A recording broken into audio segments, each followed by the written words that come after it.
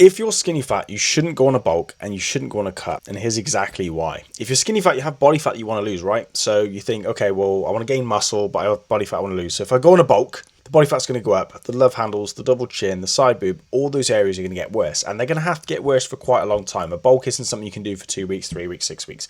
A bulk really needs to be like 6 months to 9 months if you want to add substantial size. And if you're skinny fat, you probably have a lot of size to add.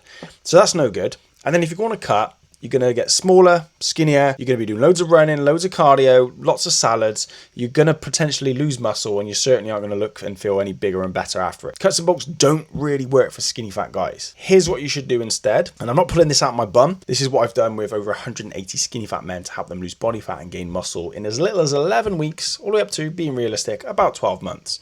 Now, instead of going on a cut and a bulk, we want to aim for 3 phases, right? And I'm going to break this down now, no faffing. First phase is a recomposition. The second phase is basically like a reverse diet. And the third phase is what I like to call a regrow, or let's just keep it simple. Let's not do any jargon here, right? A lean bulk. I'll explain why and how to do that. The recomposition is essentially a cut, but instead of dropping your calories down massively low where you run out of energy, you start to burn through muscle tissue and go catabolic and you have no energy to lift weights in the gym, so you lose even more muscle and you feel like crap and you think, oh, let me get in that bulk.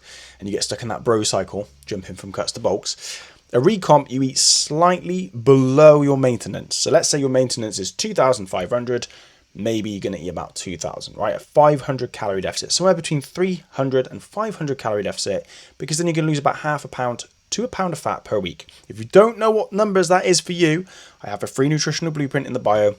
It will show you how to work out your calories, how I go about it with my clients, how to set up your macros, how to make an adjustment, all that stuff. It's completely free. Use that, get those numbers right. If you take anything from this video, that's what you need to use, right? Get those numbers right.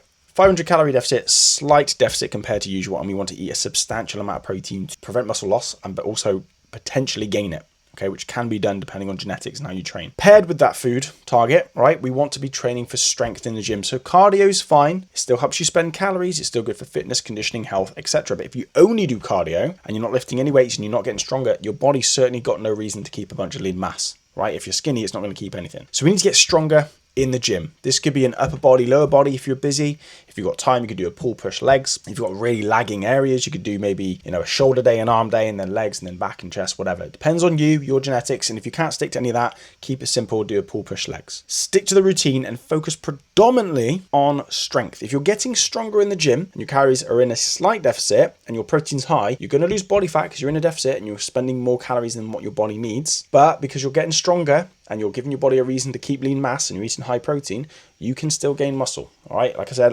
don't make me do it again. I'll point the photos. Okay, it can be done. Once you've done that, you're probably thinking, okay, that's all well and good, mate, but I've lost body fat, I've gained a bit of muscle, but I still want to get bigger. I'm still skinny.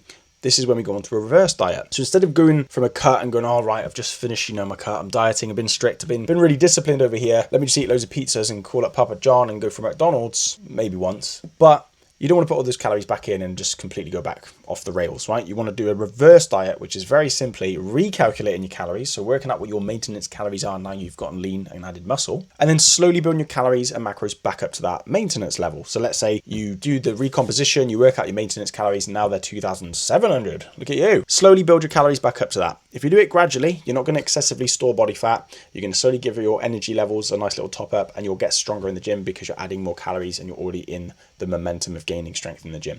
So you might actually gain a little bit of muscle doing that, and you certainly won't be gaining any body fat. Stay at your maintenance week, 2 weeks, just to let your body get metabolically accustomed to it. And then this is the part where you go, right, well, I want to add some size now. You don't want to just go, right, 4,000 calories, eat big to get big. Right, babe, let's get massive. Let's eat loads of calories and gain fat and tell ourselves it's muscle and do it for 6 months and then realize you have to go on a cut again. I'm not speaking from experience. But you get the point, right? So we want to go to a lean bulk, and this can be achieved by doing the opposite of what we did at the start. Instead of a small deficit, we go into a small surplus. 200, 300, 400, 500. I normally just go 500. It's easy and it's kind of guaranteed. 500 calorie surplus. So if your maintenance is 2,700, you go up to what? 3,300, 3,200, depending on where you end up. That way you're in a slight surplus, and then you change your training routine to focus on time under tension. You have an emphasis on the controlled negatives to break down the muscle tissue, cause micro tears, and then those calorie surpluses that you're getting means that you grow back bigger, stronger muscles. So your strength still goes up, but you're now putting more emphasis on growing muscle hypertrophy. Because the calories aren't too high, you're going to gain muscle, and there's not many calories left over to start storing as fat. So you can bulk for longer, gain more muscle, and get the physique that you want. This is what I personally do. Here's a picture of